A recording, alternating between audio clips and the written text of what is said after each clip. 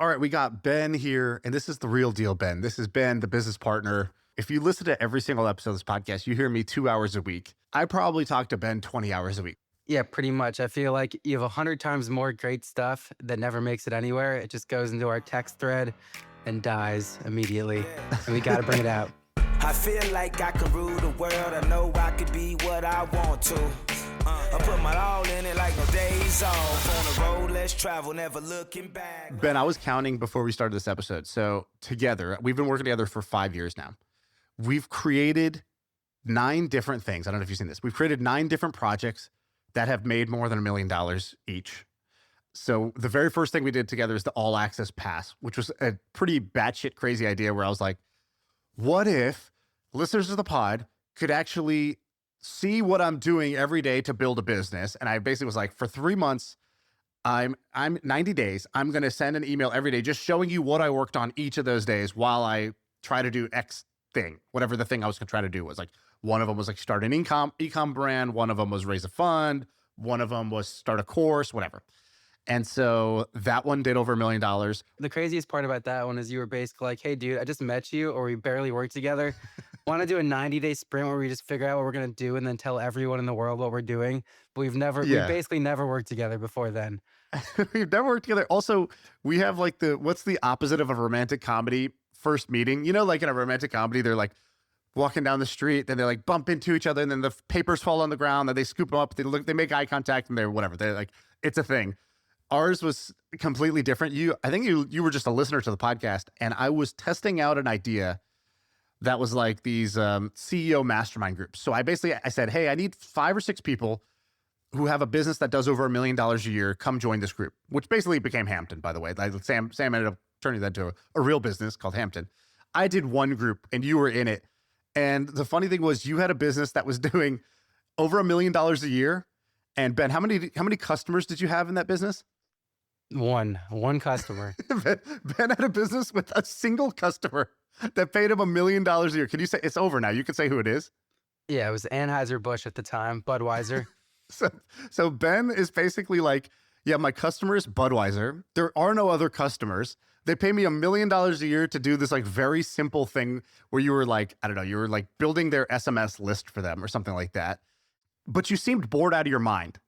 And also, like, you seem bored out of your mind, and I was trying to do new things, and I was like, hey, I like this guy. He's got a good vibe. You want to try some stuff with me. Is that the summary of how it went down for you? Pretty much. I mean, the only other thing is like peak COVID. I specifically remember like it was those masterminds and watching the Jordan doc, and those were the highlights of the month, The Last basically. Dance. Why did you say yes? Because you had a business that was doing $1 million a year. I was not offering you more money than that. Why did you say yes to the offer, by the way? I think there's something... You have good instincts, and I think I've never asked you this, but why did you even say yes to begin with? I mean, at the time, I felt like I'd tried everything to figure out how to grow that business, and I just had 0 answers. I'd been like, it had been a year, and it was like, I've tried literally everything I can think of. Not one thing is working. Like, this is kind of going nowhere. I'm hitting on the wall every time. That was one, and then 2, I thought you had a ton of juice. I feel like I text you this all the time, which is TMJ. I just feel like you have too much juice, which I felt then, I feel now, which is like, this guy's a beast. This guy is like, the next Joe Rogan. Is it TMJ, like the thing where your jaw hurts? It's like when you have like too much juice to me. But, yeah, that's what I have. I got a bad case of TMJ, too much juice. So, I just had belief in you, and I was like, I'm going to take a bet. And also I had felt like I just ran against I'd hit the wall 100 times in a row trying to grow that thing, and it had gone nowhere. Well, I do appreciate that. You do have a shit ton of belief in me, which is cool. We actually have this phrase we call, what do we call it? Like your first believer, which is basically everybody I know who's successful in life at some point had somebody who irrationally believed in them, right? Bill Simmons calls it the irrational confidence guy. I think there's that for entrepreneurs too, which is before you've proven anything, before you've actually done it. And honestly, when you still kind of suck, somebody is just like, no, I believe, I'm in, blank check belief in you. Like for me, that was this guy, Michael Birch, initially when I was 23, 24 years old. And he kind of like recruited me for a job I wasn't really qualified for. And then he named me CEO. He gave me his job as CEO. I was the youngest person in the company. And that was irrational. Like there was really no proof, no logic, no nothing. But like, I will never forget that. And then we've actually taken that where if we believe in somebody, we don't believe it in private. We go tell them. We're like, and me and you will text them and be like, dude, like there's this guy, Billy Oppenheimer, who I think we both are big believers in. And we'll just text Billy and be like, I'm buying all the Billy Oppenheimer stock on the market right now. Like I'm cornering the Billy Oppenheimer, market right now. I'm trying to build a huge position here because I am a believer in you and your talents. Have you seen that? And who else are we kind of first believers in? Do you know? Yeah, I think George Mack says that you were one of the first believers in telling him he should stop doing an agency. He should just go all in on betting on himself. Shaan, your old intern. Yeah, I was a first believer in him for sure. Yeah, he was like probably 18 years old to start working with him. But I think everybody needs that. And whoever was that for you, you should send him a note today and just be like, by the way, thank you for that. That was huge for me. And you had no reason to believe in me, but you did. But I think more people need to do that. It's like an angel investor, but before money, you need at least belief that you can do something, right? Like it's actually more important as a starting ingredient than cash initially. And I think more people need to have that like belief angel investor. You need someone to give you minutes in the game. I just want to give me 2 minutes. Don't leave me on the bench. A coach that puts you on the floor. Dude, you were just, speaking of basketball, you were just at this fantasy camp thing. Can you explain what this was? Like 2 weeks ago, Ben goes, hey, I'm going to be offline for a week. I'm going to the Duke basketball fantasy camp, coach, like the K Academy. Can you explain what this is? Because I think this is kind of amazing. Yeah, so 2 weeks ago, I basically decided to go to K Academy, which is Coach K. Obviously, you know who he is, Shaan, famous Duke coach. Every year he hosts a basketball camp for people that are 35 and older. Spoiler alert, I just turned 35 like 6 months ago. So the first time I could go, I immediately decided to go. I took my dad with me. So it was me and my dad. We haven't hung out for 5 days in a row in years without kids. So we go to North Carolina, and it's unbelievable. It's basically rich dude fantasy camp. It's like summer camp for rich dudes, right? Yeah, it's basically rich dudes that want to go back to high school where they were on the basketball team and they're competing like their lives depend on it. And every other hour, someone's tearing their Honestly, ACL. that's an amazing pitch because I would happily pay 10 grand for that right now. If you could take me back to when I was on my high school basketball team, that was like the happiest days of my life. That's what I thought. And then immediately when I got there in the first game, I got way less minutes than I thought. And my dad was like cussing under his breath that I should have got more minutes. I was like, I don't know that I actually want to go back to high school again, where I literally had the same exact experience. But so we get there and it's 150 people and everyone there, like one for me, actually. Wait, so do the math on that. 150 people. What is the price of this thing? It's $13,000. All right. So it's a $2 million kind of 5-day camp basically for them revenue wise. Yeah, $2 million, but I think everyone there like basically becomes a part of their fund and helps support Duke athletics. So it's great for that. It's like great top of funnel for key people for Duke becoming athletics. A booster or an alumni, a sort of like a supporter of the program. Yeah, but what I wanted to do when I went there, I was like, yeah, I love basketball. It's going to be awesome. But I just want to meet every single person that's here. Because if you're spending 13 grand to hoop for 5 days, you're probably rich and interesting. Or just rich, maybe, and not that interesting. That's also a possibility. We should explain this. Like I always say, we're business partners. What does that actually mean? What do you actually do? I describe, the way I tell people, which you'd probably tell people differently, is like 3 things. I say, basically just try to make the main mission happen. And the main mission changes very often, which is everything from make great content to make money to just have fun. And then I add the last part, which is like, well, also not working that hard. Like I think I work hard, but I think in general, like want to have a good time and want to also be there for my friends and family. And I'd say the 5th part is I probably spend 20% of my time playing basketball. So I added that in last year, which is, I want to spend 20% of my time playing basketball. So I spend a lot of time just trying to find interesting things that we can attack that may support the main mission. So whether that be buying a company, an investment, some interesting content ideas, meeting people. So here's some examples. One of them was let's raise a fund, right? This was back in 2021, maybe 2020. We decided, hey, we want to raise a fund to invest in startups. We have all this deal flow. Let's do this. And so that became the main mission for like a 3-month period. And we raised, I think, something like $20 million to invest into startups. Okay, great. Then we did grow my ecom store. I think at the time you joined, maybe my ecom brand was doing 5 million a year in revenue. And then now it does 25 million or 30 million in revenue. And so for 12 months, like that was the mission. And so the funny thing is we'll just like pick a main mission roughly every, I would say 3 to 6 months, we pick a main mission. The longest we've done is probably a year or two.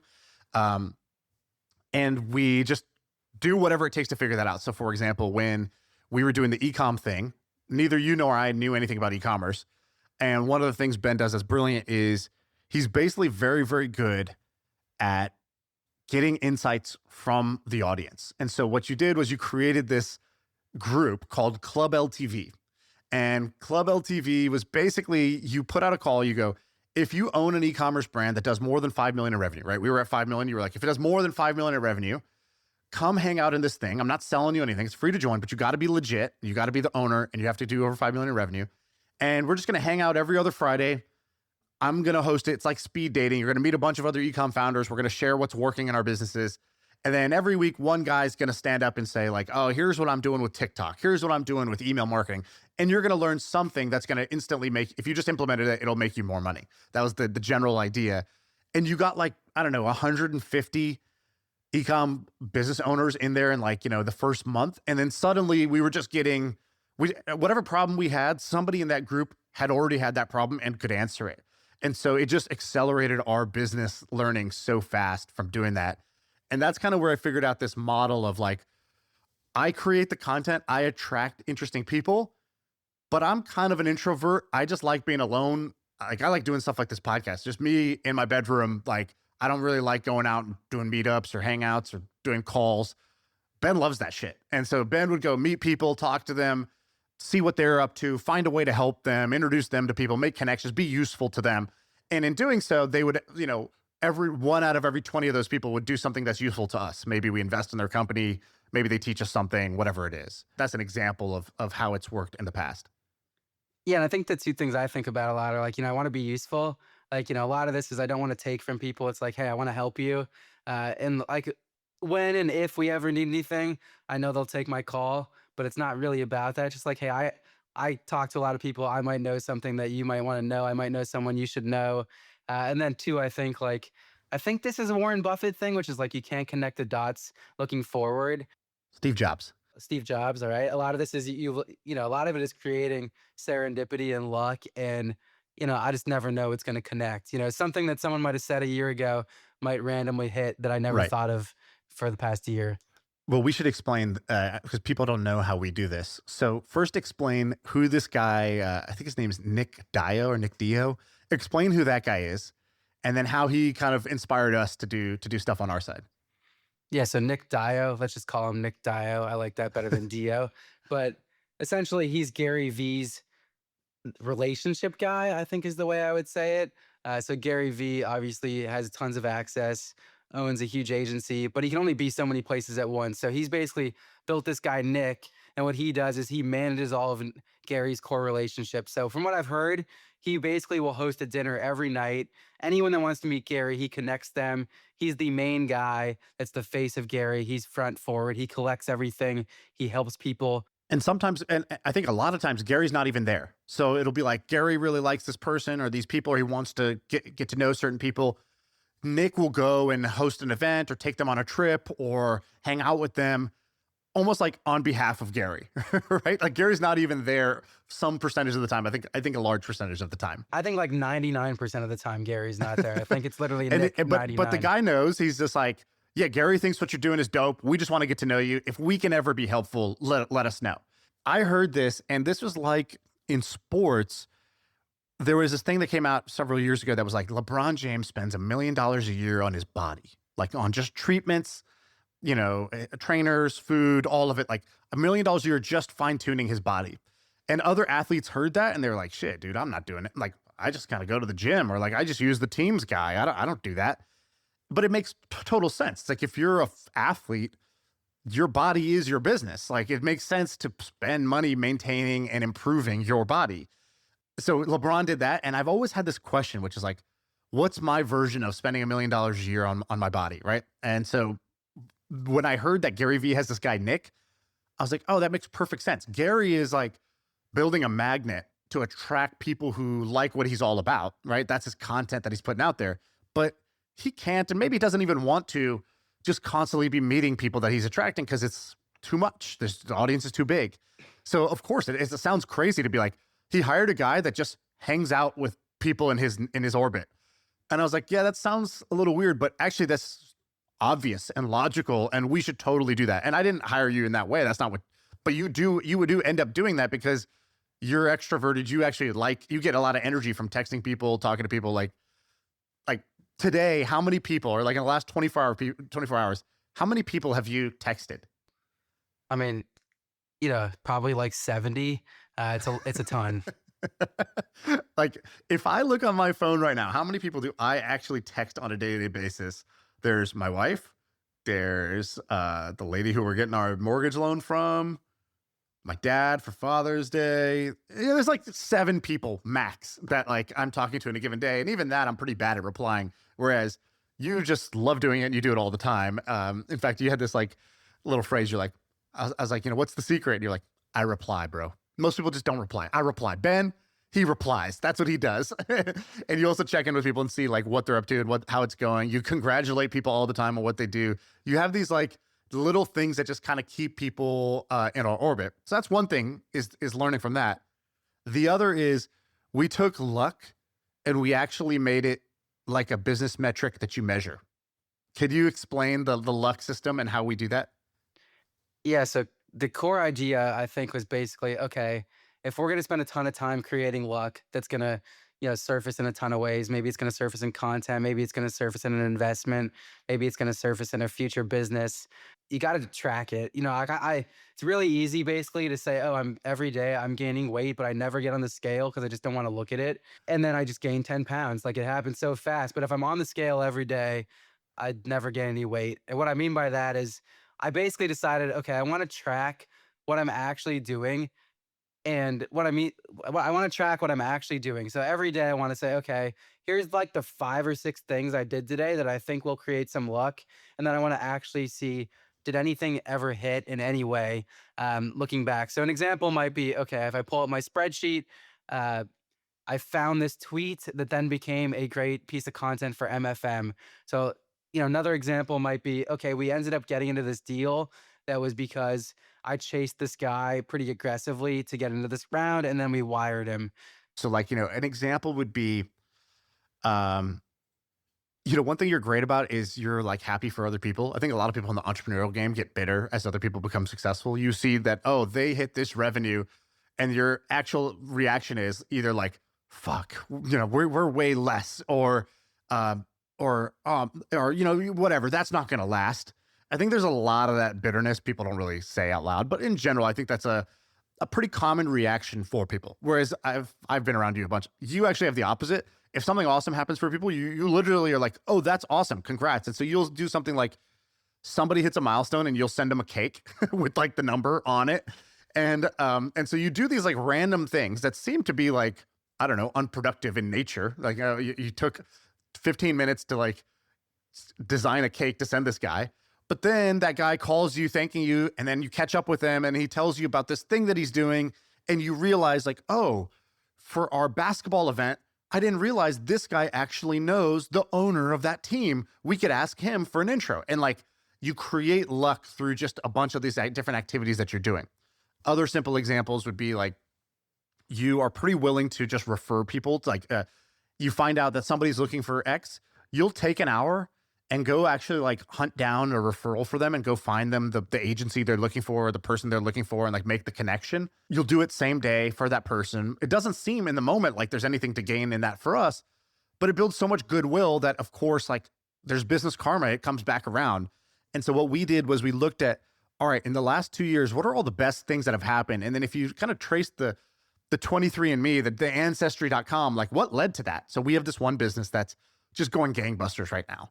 It's we haven't announced it yet, but we just crossed 10 million in ARR profitably, bootstrapped in like less than 18 months, and that business is amazing. But if we look at, well, where did how did we get the key customers for that? Where did we get the intro for that? Where did we hire that key talent for that? Each one of those came from basically Ben doing random shit. So we decided the Peter Drucker mantra, what gets measured gets managed. Let's actually treat luck like something you can actually manage. Could you measure it? If you could measure it, would that encourage you to do more of it? If you did more of it, would more good things happen? And the answer so far for us has been yes. Even though this is kind of a nerdy thing, this is like when Sam talks about how him and Sarah do offsites and have like OKRs for their relationship, and you're like, oh, dude, you're kind of killing the romance here. It's like most people treat luck the same way, where it's like, dude, just let it happen. And we actually treat like creating luck as a skill. Like luck is a thing you can actually influence how much of it you're going to have in your life. And then we kind of celebrate you doing things that generate more and more luck for us. I also think it makes you just think about the things I'm learning or seeing, because it's like, oh, if I write it down, if I just keep it in my head, one, you never hear it, it never goes anywhere. It's pretty easy for me to forget. But if I write it down, it's like, oh, that actually was interesting, or this story someone told me would actually make sense to tell on the podcast, or we should follow up on that. So I think that helps a ton too. Right. It also changes your decision making. Like sometimes you'll be like, should I go do this? Like you went and flew out and hung with Jesse Itzler for like a couple of days. There was really no we weren't trying to do a deal with him. We weren't trying to sell him on anything. There's no agenda. He's awesome. We thought he was awesome. He was like, hey, you should come hang. And you were like, people just say that as like a figure of speech. Like, oh yeah, if you're ever in town, hit me up. Whereas we were like, well, I think doing that will generate some good things. That increases our luck quotient if you do that versus if you just sit at home for the next 2 days. So Ben books a flight, goes, hangs out with them for 2 days. Sure enough, while you're there, the conversation leads to different, different good things, different either learnings, insights, opportunities, whatever it may be. And I don't think we would maybe have the green light to shoot our shot as we do now that we actually made it one of our kind of goals is to create more luck. And actually our goal for the year is Ben's got to create 100 lucky breaks. And so he keeps track of the 100 lucky things that go our way. And in order to do that, you got to do 500 or 700 just interesting things that might generate those 100 lucky breaks. Yeah, I will say Jesse Itzler's a proud member of the TMJ crew, Too Much Juice. So if you got too much juice, you get a round trip flight from me immediately if you're in that class. Explain your barbell thing, because I like this. I think more people should do this.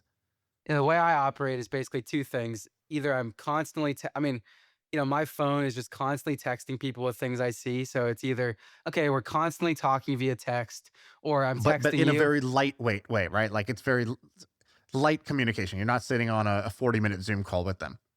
Yeah, and I do go by the I reply thing. Although since I told you that, and since I think you said it on the podcast, every time I don't reply, I feel very guilty because sometimes I forget, or sometimes it's just hard when you have a lot of texts.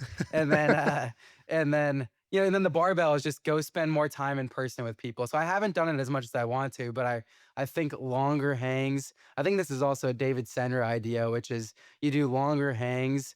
I think Coogan was the one who told John Coogan from Technology Brother, TBPN. He was the one who told us this idea, or he said it out loud, at least to me. And it was like, the middle zone is death. It's death by 1,000 Zoom calls. So like a 40-minute Zoom call or 45-minute Zoom call is basically the worst of both worlds. It's like kind of takes a lot of energy to do it, but you don't really build that much of a bond or relationship in it. You don't even get into much depth. You would rather be just quick, funny memes and texts or sending tweets to people just to kind of very lightweight, takes you 10 seconds. Or go hang out with them for, 5 hours. Just go fly to them and hang out with them for 5 hours, or go drive up there and go grab lunch, go for a walk, and then, have a coffee. And if you do that, you actually get way more of a connection and a bond and more insight, it's a different type of hang. And it sounds like it's the equivalent of 10 Zoom calls, but no, it's the equivalent of 200 Zoom calls when you do it, right? And so you want to spend your time on either end of the barbell, the lightweight side, or go really in depth. There's a good example of this, by the way. Chris Sacca used to do this. I don't know if you know this story, but he was an angel investor, and he moved out of San Francisco, which at the time made no sense. It's all the angel investors are in San Francisco. That's where all the startups were. But he goes, you know what? If I'm in San Francisco, I'm just constantly playing defense. I'm just taking all these random coffee meetings, and kind of feels very surface level. it's not differentiated. So he moves to Truckee, which is near Lake Tahoe. He buys a cabin and he gets a second cabin, like a guest house right next to his cabin. And what he did was if he found somebody who was interesting, he would like make a bigger effort. He would invite them to come to stay for a weekend in his cabin and let's hang out. And founders were like, oh, that's cool. I'll go to Lake Tahoe. That sounds like fun. And then he would spend like 48 hours with this person. They're in the hot tub together. They're skiing together. They're talking. They're drinking. They're eating. They're cleaning up. They're doing all this different stuff. And by the end of that, like they actually feel like good friends, not like you would get at a coffee meeting. Plus, he would really understand their business. And this is how he got into the Uber deal and how he got into the Instagram deal. Was he invited the founder of Uber and the founder of Instagram to come hang out for the weekend. And it was in that weekend where they kind of like solidified the bond. He understood the business in depth. He knew really how good this founder was and what they were really made of, which you couldn't get in a 20, 30-minute coffee meeting. And he knew to back up the truck and invest. And I think it's also cool to just go hang out with people and see how they live. I think we've talked about this a lot. It's like, you go see how someone like Monish Pabrai lives when we go to his house and hang out with him, and you can taste their lifestyles and decide whether or not it's actually interesting. Right. By the way, I'm looking at the luck sheet right now. This is a great example. Your mission was to grow MFM at one point. So you were spending a couple of months trying to grow My First Million. And you were like, dude, you guys don't bring enough guests on. The guest episodes do well. But you and Sam are pretty lazy. You don't like to reach out to guests. And so you're just like, it doesn't really happen. So you went back, you looked at the archive and you were like, all right, let me find somebody who was awesome on the pod before, bring them back. And so you found that Jesse Itzler was on a year or two ago. You tried to get him on. He didn't reply. He didn't reply again. And then you saw that he had like, I don't know, his calendar or his book was coming out. And you basically bought 100 of them proactively. And you were like, hey, I think your calendar's awesome. I bought 100 of these and I'm going to give them away on My First Million. Just keep doing what keep doing what you're doing. This is great. And he replies to that because he's like, oh, dude, somebody just came and bought 100 of my product because they think it's awesome. Like, thank you. I appreciate that. And by the way, yeah, like I'm happy to come on again. And then he comes on the podcast and it reignited maybe a relationship that was kind of dormant. And you've done that a bunch where you'll like, somebody comes out with a product, you buy it, you hype it up, you celebrate it, and then that makes them feel good. And that leads to like good things. But all this stuff is like pretty unpredictable when you're doing it, but it works out. Yeah, I think like, it is important to say none of this is transactional. I kind of do this again. Goal is to be useful. I want to help people. Again, I think we all win together. Like this is not a zero-sum game.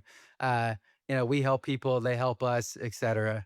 That's how it goes. Yeah, exactly. And also, for every one thing I'm saying that led to this, there's 11 other things that didn't lead to anything, and we're totally fine with that. It was just fun to do. It was nice to do, so we did it. That's all. There was no expectation of something happening, except for you just know, like, hey, if I do a bunch of great stuff with great people, like, good things are going to come out of that. So that's the luck thing. You sent this doc with other stuff on it. Let's talk about some of these other things.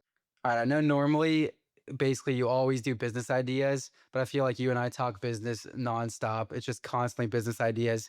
So I made a list of things that I wish existed, basically stuff I want to be customer number one of, that I want to talk to you about and show you and see what you think. So things that don't exist today, but you kind of wish, you low-key wish existed. Yeah, and I'm an early adopter, so someone makes these, I'm going to buy them. Ben tries weird stuff. He'll be like, oh, I'm eating this peanut butter that's made out of caramel only. And I'm like, what? And he'll buy any product that's like weird, but there's a chance it's amazing. Most likely sucks, but there's a chance it's amazing. So I'm guessing these ideas are going to be like that. Probably weird, probably suck, but there's a chance it would be amazing. Am I right on that? Yeah, and 1 out of 10 hits. And, hey, I'm glad I tried 10 random peanut butter protein things, All right, so this is Ben's random wish list. Let's go. So I've got 3 ideas, or I've got 10 ideas, but the first one I'll give you is courtside seats. So obviously, you know what courtside seats are. Whenever you're watching an NBA game, they always show, at the Knicks games, they show Timothée Chalamet every time going nuts with Kylie Jenner. But I just think there's way more to do around courtside seats. Let me give you 3. I have 3 courtside seat spin-off ideas. So one, okay, I want to make a YouTube channel where basically all you do is buy courtside seats and you interview someone courtside every game. Goal is figure out what do they do, how much money do they make, how do they make their money, and all you have to do is buy a courtside seat, and you immediately can get someone every single game. What do you think? Okay, so the upside is you get to be courtside. So worst case scenario, your YouTube channel fails, but you got to go sit courtside at a bunch of games. It does use that thing that seems to work, which is on TikTok. People go and like stop like a rich person in their car. They're like, hey, just nice car, man. I just want to ask, what do you do? And then they say something and it creates like, this 1 minute thing that tends to go viral, or people like that stuff. So you're basically piggybacking off of that. But the investment here is pretty substantial, right? Like how much are courtside seats anyways? Like how much would this even cost to do? 40 home games a year. So what are you spending to do this? It probably depends where you're doing it. I think if you're doing it in Orlando, you're probably spending $100,000. If you're doing it in New York, you're probably spending $400,000, $500,000. Which you could probably go get like a FanDuel or SeatGeek or somebody up front to sponsor you for this and be like, hey, look, I'm gonna, this is the concept. I bet you could pitch them enough to be like, this is gonna be kind of like a show where you're the main sponsor, and I think this will do really well. I kind of think you could get it paid for. You don't need all of them paid for, but like enough to do 4 or 5, and then once you get some views, then you can kind of go from there. It's not a bad idea. And then the tangent I have on it is like, why are there not courtside seats at the Apple demo day, YC demo day, OpenAI? Like, why is Timothy Chalamet not sitting courtside there? Like, they should definitely have Timothy Chalamet or whoever sitting. There needs to be courtside seats, right? Like, like pretty much any event. It is kind of interesting to know who's up front, who's there, who came. I'm kind of interested in that. What I want is not the interview though. I just want to know literally like, this is my version of LinkedIn. Like whenever I'm watching a Warriors game, I'll basically pause the screen and I'll try to see like, do I recognize anybody, or who are these people that are sitting there? Because it's kind of like My First Million. Like all those people have some interesting success story, right? You don't get to be courtside without an interesting success story. And I want to know who those people are. Like I would pay, I'd gladly pay $20 a month if somebody was just photographing who's courtside at the games and then just telling me who those people are and what they do. Like it's my version of like paparazzi or TMZ that I actually give a shit about. It's like this weird mix of like business and basketball. Very niche, but I would do it. Yeah, the other day it was like a highlight of my week. I was watching the Thunder Pacers game and I saw a guy that we know on Twitter sitting courtside, fist pumping Mike Beckham from Simple Modern. I was like, damn, that's cool. I saw that. Yeah, I saw that. That's cool. All right, what's your next half-baked idea? All right, so the next one I call Lunch Bounty. Before we got to buy lunchbounty.com. So the idea is basically this. You've seen things like, you've seen these social networks where basically you can buy, all your tokens are available, and to claim them, you get $100,000, right? That was BitClout, right? Yeah. And then we've heard these stories of people where they spend, $30,000, $100,000 to go get lunch with someone, like I believe Warren Buffett or I've heard stories where people used to pay $35,000 to get dinner with Peter Thiel, and it changed their entire life.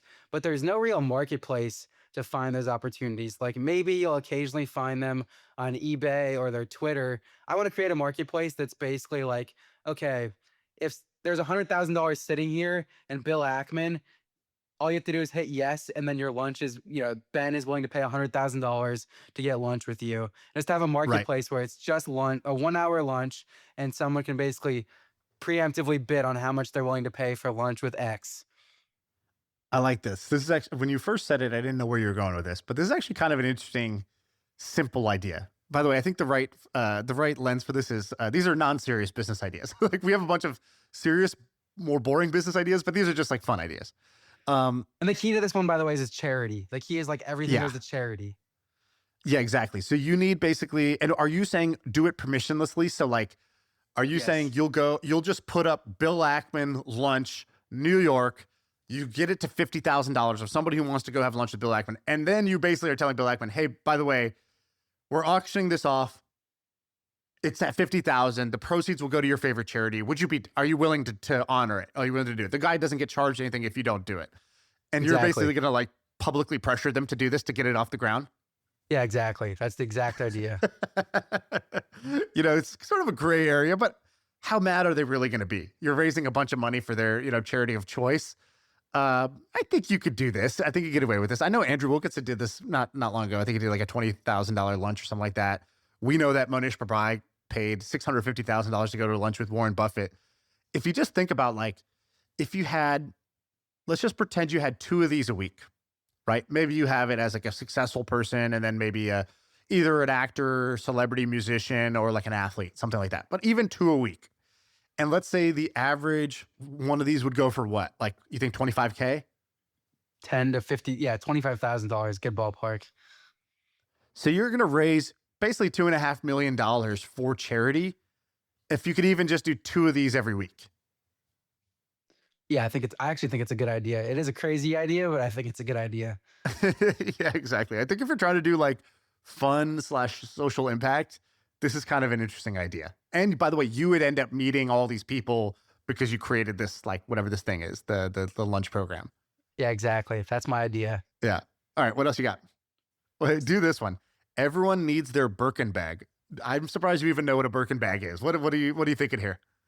I don't know much about Birkin bags other than it sounds cool and I think it's really expensive. So for me, what that was is one of my buddies started this company called StockX, and he called me, I don't know, a year ago, and he was like, dude, I'm starting a new company. We make these awesome collectibles. And what we do is the website is, I think, ghostwrite.com. And what we do is we basically make figurines of fame. We do licensing deals and we make figurines of famous people, very similar to this thing called KWS, KWS. So, and by figurines, are these like small figurines? Are they big? What are they, like they're plastic? I think he makes both, but for this specific one, he calls me out of the blue. 6 months. I think they're glass, plastic, a mix of everything. But 6 months ago, he calls me out of the blue. He goes, dude, I know you're a huge Phoenix Suns fan. I've got something just for you. I was like, what is it? You're calling the right guy.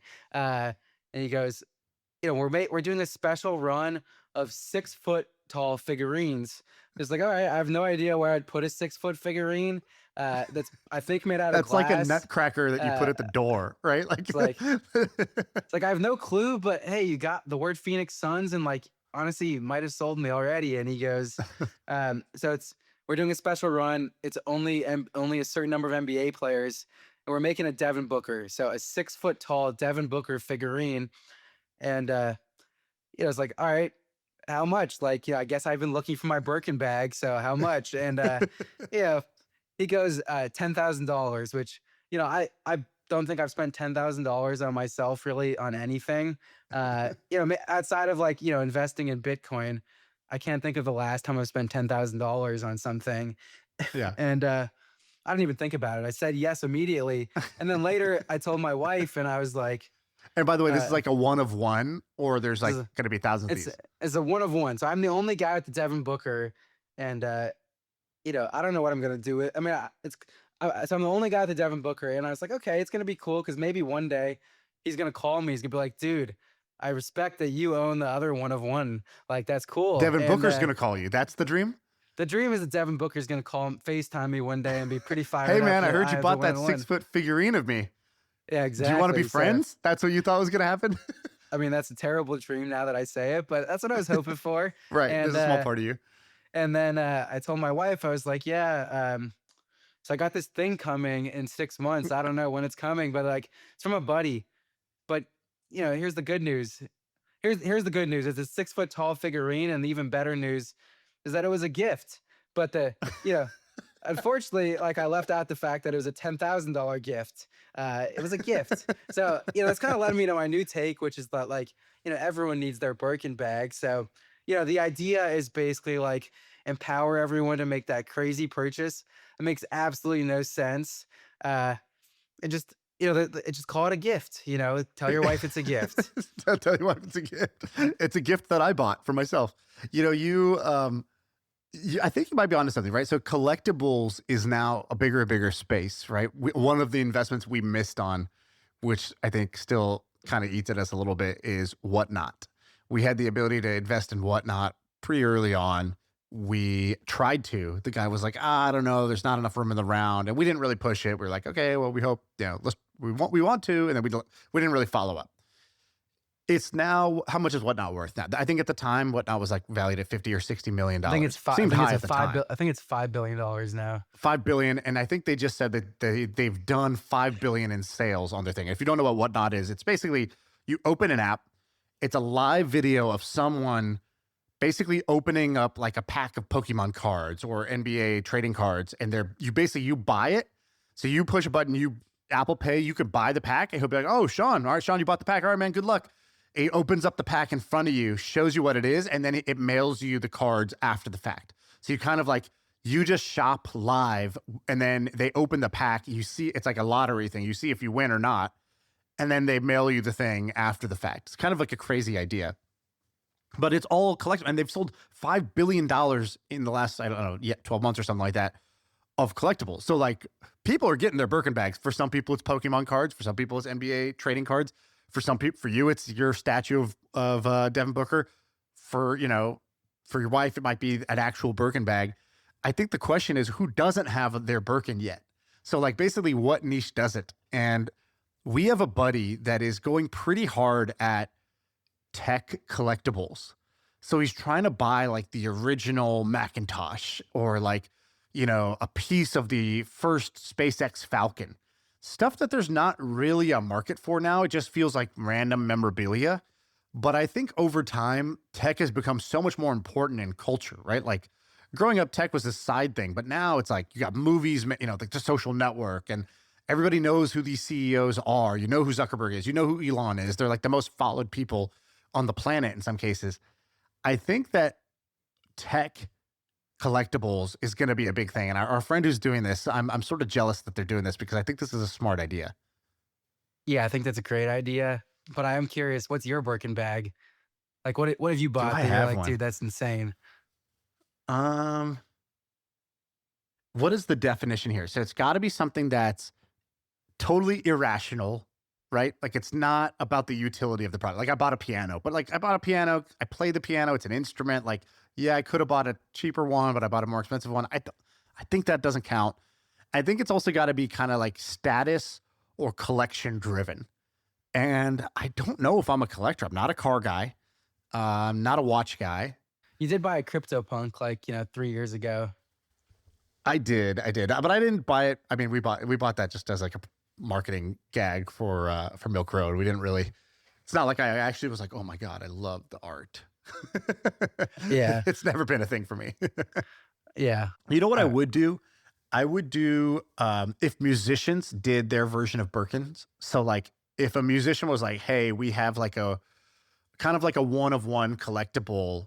Maybe it's a recording, or it's a freestyle, or it's like a variation of the song, and they're only gonna, they sell one of them, and you get to collect it as a piece of art that's music. I would be pretty into that. I think that's pretty cool. Maybe MFM needs to come up with its own Birkin bag that we can offer the biggest MFM fans. It'll be a 6-foot statue of you, dude. All right, what else you got? You got any other good ones? What's your best one? What's your best idea? Okay, I think my best idea, I've got a bunch of good ones, but I'll give you a great one. So I think, I've been thinking a lot about when you're post-economic, which I am not, but I hope to be at some point in the future. The define post-economic. What does that mean? People don't know that. Basically, if you've made over $10 million and you don't have to work, what are you going to spend your time doing? Like, I would say post-economic is when you no longer make decisions based on money. That's both spending decisions, like you decide what you want, the price doesn't really matter, right? And this happens first at like, you buy guac at Chipotle, you don't care that it's $2. Then you can go to any restaurant, buy anything. You can go to any store, buy anything. And it just levels up from there. You travel first class, you don't even think about it. You travel private, you don't even think about it, right? Like, spending is one side, and then the other side is earning, meaning you decide what to do with your time, not based on how much money it's going to make you. To me, that's post-economic. yeah. So like, once you're there, you basically, you have all these nice things and you just quickly get used to them, right? It's like you move into a nicer house. After a week, you just don't even, for lack of a better word, you don't even care, right? It's like, yeah, I'm used to it. Get a nicer car. So I've been thinking about like, what are actual experiences that change that people want. And I think when you're there, one, you want to feel pain again. Like, you kind of want to go back to where you were when you were starting something, when when everything was hard, and you want to feel pain. So my big idea is Survivor. So we all, obviously, what Survivor is. Basically, month-long TV show where you go in the middle of nowhere and you have to compete. But imagine a world where we basically created an island where you have to pay 100 grand to go compete in a real life Survivor. So you get dropped in the middle of nowhere for a whole month. You pay 100 grand to be there, and the winner the winner wins money, but the whole idea is basically an actual survivor that you pay to be there. All your friends and family can watch. It's live streamed. Uh, and it's purely for when those people are post-economic and they're sick and tired of flying all over the world. They're sick and tired of just staying at random hotels. Like, it's just not that interesting. Like, go back to square one and go be on Survivor. I think when you first said it, I was like, this sounds kind of dumb. But actually, we have so many friends that basically sell their company and immediately start training for Ironmans, right? Or triathlons. And actually, if you want to get in great shape, or like an ultra race, right? Where you're going to run 100 miles or 50 miles or something like that. And, like marathoners and ultra racers, like they're in good shape in one dimension, but it's not actually like good for your body. Like they end up just kind of shin splints and just sort of destroying their body a little bit. They don't get in like very good aesthetic shape to do it, right? You don't like put on muscle. You kind of like skinny yourself out. But they do it because they want to do something hard. And you're right. You kind of feel alive and you feel tough and you got a story to tell and you challenge yourself and like you do this like voluntary hardship. Cold plunge, same thing, voluntary hardship that you get to show. And so I actually think that you're probably right that there's a number of people who would sign up for like a combination of it's a digital detox, right? Because you're not going to have your phone, internet, you're going to be totally disconnected. It's hard.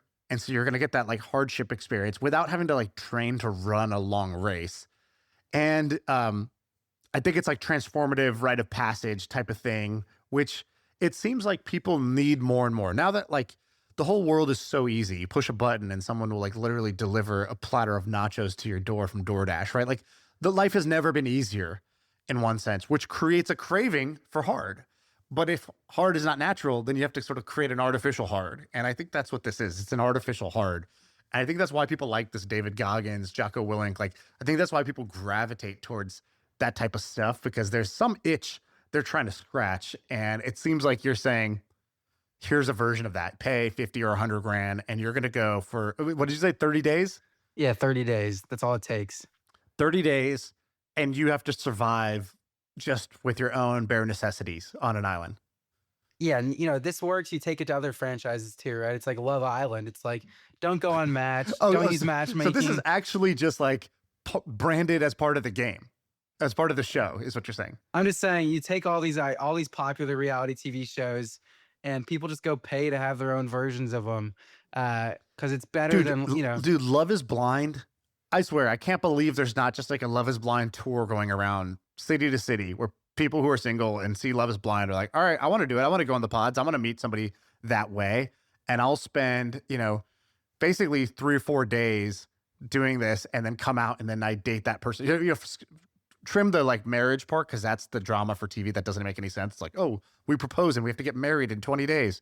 Like you could take that part out, but just the pods experience. If I was single, I would want to do that. And that's kind of an insane thing. I can't believe that's not on tour. I mean, for Real Life Survivor, I'd pay 100 grand right now to go there. And, basically like, it was just like, hey, you don't have to pay 100 grand. I could just drop you off somewhere, dude. And I'll pick you up in 30 days. Yeah. I think like reality TV, done well for people that want to pay for that is a great idea. Yeah. It creates the desire and the curiosity of like, could I do it? How would I do it? Right. Like, and so if you just made that accessible to people, yeah, for sure people would want to do that. And by the way, is this like, are you saying this is a business or what are you saying here? I'm saying it's a fun, maybe it's a business, maybe it could be like the new Tough Mudder. It's like, back in the day when Tough Mudder was pretty big. Maybe it could be the new Tough Mudder. It's just a 5-10 day experience, maybe. Yeah. Yeah. Well, I think you got to bring the price down. I mean, 100,000 is really, it's very high. I think if you did this for $10,000, this might work. Not to cheapen your idea, but I feel like you could get some scale with this thing. Because what does it cost you to run it? It's like you just need like a medic, and then there could be like 20 people doing this together. They could live as a tribe. In fact, it's probably better as a tribe and not you on your own, right? Yeah, it's probably way better. Like your 5 friends as a tribe in there. Are you doing the whole thing? Are you voting people off or no? It's just 30 days of survival. No, you're voting people off. I think you got. Oh, it's the whole thing. Okay, gotcha. I think it's the whole thing. All right. You got some more on here. So let's do cool carpal tunnel brand. Oh, I know what this is. Yeah. So So this, Ben, put your hands up right now. If you're on YouTube. So well, Ben right now, I'm not wearing this glove because I'm not I've never writing, seen but Ben's right hand because every time I get on a call with Ben, he's here wearing we this go. Michael Jackson glove, this absolute OJ Strangler glove on his right hand at all times. And it's because you had like a carpal tunnel issue. And so he just wears Maybe. that all day. Honestly, I don't even know if I have carpal tunnel anymore. I'm just used to wearing the glove and I like the fit. So I'm like, oh, people make cool batting gloves for It's baseball. just my thing now. Now we just need cool gloves for working. Like, where's the cool carpal tunnel brand? So I guess I can explain this. You started having pain. You I mean, Googled how to fix it, and then this came up. I think it's like one of those WebMD things though, where it's like, oh, one day I was like, oh, my hand feels kind of weird when I'm typing. Maybe I've got bad form, and then you just go down this whole thing and you start watching YouTube videos about, oh, maybe I have carpal tunnel. And then I went to Amazon and I probably spent $500 on 50 pairs of these gloves that I now wear every day. We were talking about Touchland the other day with Harley from Shopify. And the thing about Touchland is they took a very boring, sterile category, hand sanitizer, literally sterile, and the founder rebranded it, remade it into something that was kind of sexy, kind of cool, smelled good, and then they started collabing and made the designs look good. They started collaborating with Disney and others and licensing the IP. And I think about like actually all kind of like braces, like, basically like you're talking about your wrist brace, your wrist glove. I have like a knee thing. There's like arm sleeves. There's like, a lot of people wear these because they have pain and they have plantar fasciitis. They have knee pain. They have elbow pain. They have wrist pain. They have frozen shoulder, whatever it is. And actually all of those are very ugly and very sterile looking, similar to hand sanitizer.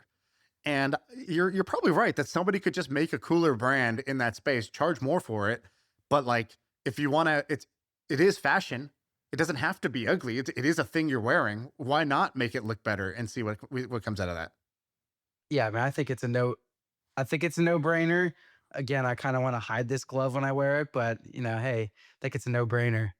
Yeah, but although I don't know what glove would look cool on you. Like, what would Yeah. I do to that glove to make it not look like you're wearing the Michael Jackson glove? I don't really know. And If it was a different color, would that really change anything? It's hard to say. I think it needs Johnny Ive. Like, if we had $5 billion, we could get Johnny Ive on it. All right, what else should we talk about? I've got one more that I think we should hit, which All right. is, at the top of this episode, we were talking about how I went to K Academy.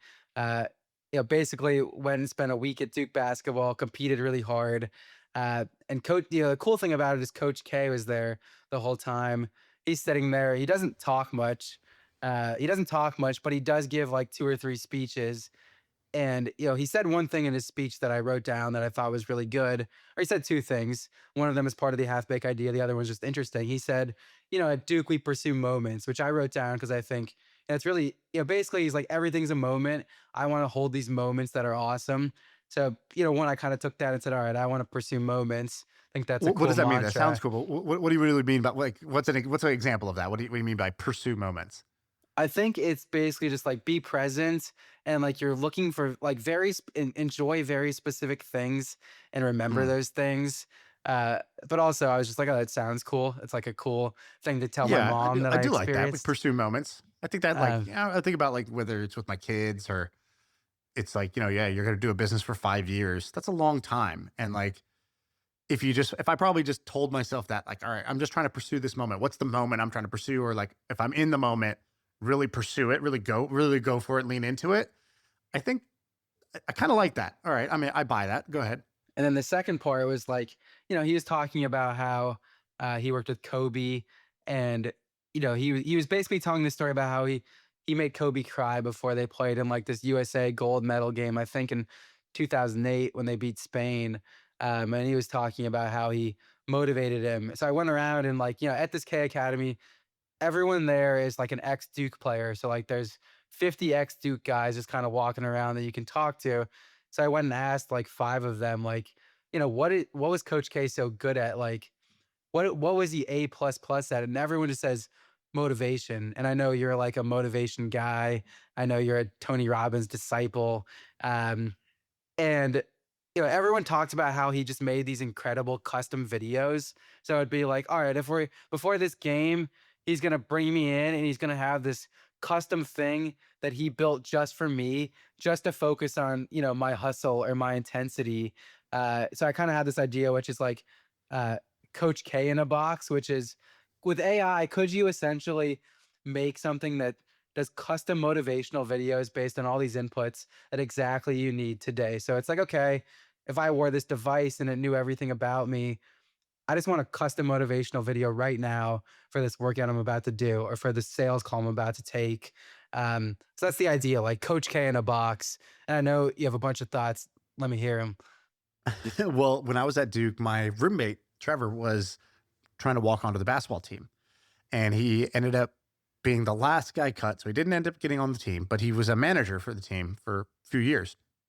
So he would tell me all the time about Coach K, like, yeah, what is he doing? All that. And I had the same question like you, right? Like this guy's I think he's the all-time winningest college basketball coach. He was he's the Olympic basketball coach for a long time.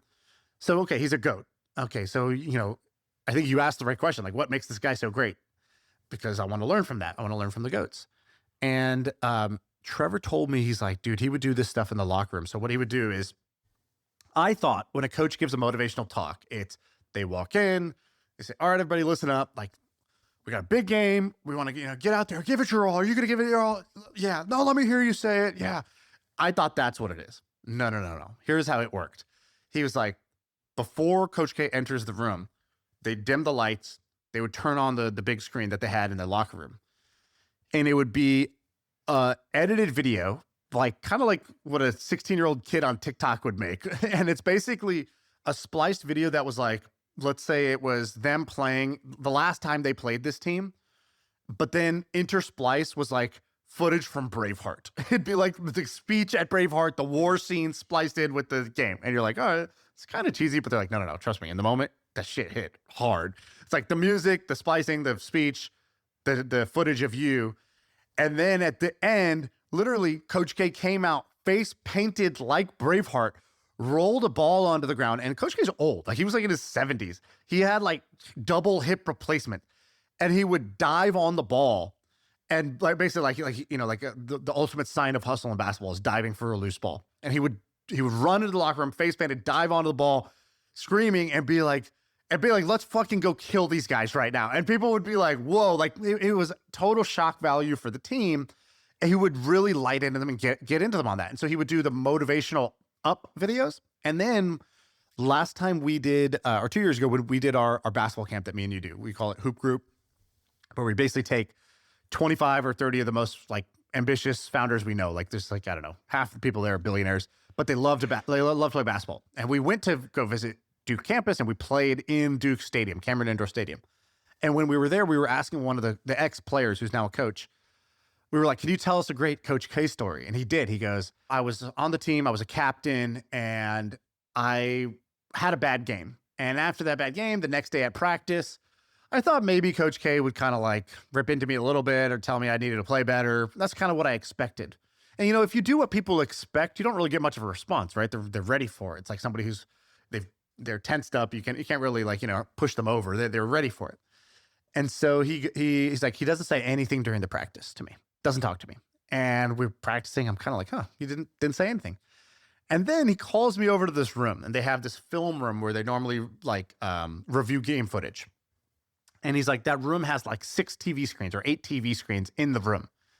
And I walk in and my face is on every single one of the screens. And it's just me and him in there. And it was basically a slideshow of his facial expressions from the last game. And it was just his face kind of whining. I didn't get a call, I missed that shot, kind of being bummed about it. I got taken out of the game. I had bad body language there. And then in the second half started, I was having a bad game. So I was just kind of, I was checked out when we were doing the team huddle. And then again, I fouled this guy and I disagree with the call and I'm pouting. I'm doing this with my hands, being like, oh, come on, man. And they froze it on that screen. And he goes, Coach K looked at me and he goes, if I ever see the palms of your hands again, you will never play for this team again. Yeah. He's like, he goes, you're a captain. You're a man. You're a leader. leaders don't look like this. They don't beg and whine and pout for something. You know, like you need to carry yourself like a leader. He goes, I don't care what you do. I don't care if the ball goes in or not, but you will not act like this again. And he goes, dude, that burned into my skull. Like he's like, I would never do that again. And I thought that was an incredible story. I was like, dude, whenever I talk to people about like, oh, what's it like to work with Elon or Steve Jobs? I'm looking for a story like this. What do they actually do that's different? That's something I would never do, that I would never think to do. But it makes sense when they do it, that like, holy shit, yeah, that would actually like shift the way that somebody operates and somebody works. I couldn't believe that story. Do you remember that one? Yeah, it's insane. And that's what I want. I'm like, okay, he's a good motivator, but like, tell me the stories that he, like, I want to, like, I'm like, oh, we should just go write a book where you go get 25 Coach K stories that are just about how he motivates, because it's insane. Yeah, exactly. And also just kind of makes you think like, damn, I wouldn't even think to do that. Like how much, there's no rule against something like that, but like it just feels against the norms. But I guess like as you build up your own credibility, it's almost like lean into that power and basically use your credibility. Like he could kind of say anything. He could do anything kind of crazy and get away with it because he's Coach K, I guess. There's a method to the madness. I wonder if he was doing that stuff early on, and I wonder if he got more bold about it as he went along. But I'm with you, dude. If I had a Coach K in my life, I'd be good. I don't know if I could do the motivational speech because like I think part of it is you need like the B-roll needs to be me like playing sport, like the B-roll of me just like typing emails, like like writing a document. Like I don't think there's any you could play Fort Minor on that track. It's not going to do anything for me. It might. My It pulse might, is not dude. It going up. might. It might. I don't know. Yeah, and also there was this one story, like, a few years ago, the Heat had that miraculous run to the finals, and I specifically remember this moment where this guy Bam Adebayo is like up there at the end, they're like interviewing him because he's the Eastern Conference Finals MVP, and he gets on the mic and he goes, "Dude, Udonis Haslem had this insane video for us that changed how we approached Game 7 when they beat the Celtics." And I've spent the past 2 years like trying to figure out what that video was. So at this camp, the last thing about K Academy is I went up to Justice Winslow, who played for the Heat. And I was like, dude, what do the Heat do to motivate? Like, what was in that video? He's like, I wasn't on the team then, but I could text some guys. He's like, but I'll tell you now, it is exactly like the thing you heard from Coach K. It is going to be something so custom. It's going to be Braveheart. It's going to be Fort Minor. It's going to be like they're pulling out all the stops. And, it's like in that setting. And ever since then, I'm like, dude, I just want to, like, next hoop group, I just want to experience that for like 10 minutes. That's my only ask, Oh, that's too good. I love that story. Yeah, I really love that story. That's in my like Hall of Fame of like, motivational stories. What else you got? Do you want to do anything else, or we're going to wrap up? Let's see. I think we should wrap on one final thing, which is, earlier you were talking about Club LTV, which was awesome. I think we had 150, 200 people in it back in the day, meeting, I think once every other week to talk business, meet each other. I think we should bring that thing back in some way. What do you think? What would we do? So I don't think we need to do the e-com version of it anymore. So here's my thesis. Thesis is a very fancy word for what I'm about to say. So let me bring that expectation down. MFM has roughly 1 million people who listen to it. Maybe not all regularly, but that's like kind of our reach, is 1 million people who are all entrepreneurially. They're all what I call like entrepreneurs with a sense of humor. Who I think we attract. People who are entrepreneurial with it and they have a sense of humor. And so my thinking is, I'm never going to meet all those people. Honestly, I don't really want to meet 1 million people. That's not really my goal. However, the top 1% of our audience is like a fascinating group of people, right? They're very interesting. It's going to be like people who are like CEOs of public companies. It's some dude in, Wichita who's got a $40 million like chemicals plant that he runs. There's a guy who's got this like tutoring business side hustle thing. That's whatever. There's a bunch of interesting people in that top 1%. I think what would be dope is if we did Club LTV again, which was like your thing. You would curate. It was a curated group. I think that's key because you want everybody else in there to be somebody you're happy to have met. right? Like that's the goal. Take the top 1% of MFM listeners and then basically do like what, like a happy hour, kind of like a speed dating thing. That's kind of the way we did it before, which was like you meet once a month roughly, and Ben kind of puts people in groups, and then you talk with a specific prompt, and then he shuffles the groups. And so you meet in an hour, you're going to meet a bunch of cool people, and you're going to learn one or two things. And I think that would be awesome. We should bring that back. Yeah, we should do that. By the way, people don't know, Club LTV stands for, in e-com, LTV means lifetime value. It's like the key metric there. So we made it Club LTV, which is basically the name, the gimmick of the thing. But the funny thing was Ben would always do these, like, he would pursue those moments. He would make these little things that would make it fun. So like you would send everybody like custom Zoom backgrounds, or like the start of every Club LTV, because we called it a club. It was like a nightclub. He would have like, like DJ Khaled would record a cameo and you would play it for the whole group at the beginning. It was awesome. It was a lot of fun. I think you should keep doing those things, because I still remember that. And I think we had set the right vibe. I think we had Method Man and Redman too, I think. Yeah, every time there was like some washed up rapper who would hype the shit out of us for like the first 30 seconds of the thing. And Ben's just burning like $500 cameos to make that happen. Yeah, man. I mean, to me, it's like, it's like when you meet someone that also likes MFM, even for me and you too, it's like, oh, I like this guy, or I like this woman, I like this girl. I mean, actually, you like that person. No, I know what you mean. We're not for everybody. So if you like it, the odds of you getting along with somebody else who really likes the podcast are pretty high. So it's kind of like one of those things where if two people were wearing the hat, you would do the nod and be like, okay, I'm sure we would have a pretty fun hangout if we hung out. And that's kind of the idea here.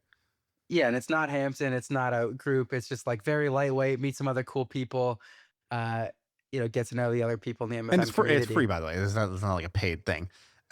So what do you want? How do you want people to like apply? Because you're going to curate the group. So what do you want people to do how should people do it? Let's see. Should we put a link in the, let's put a link in the description.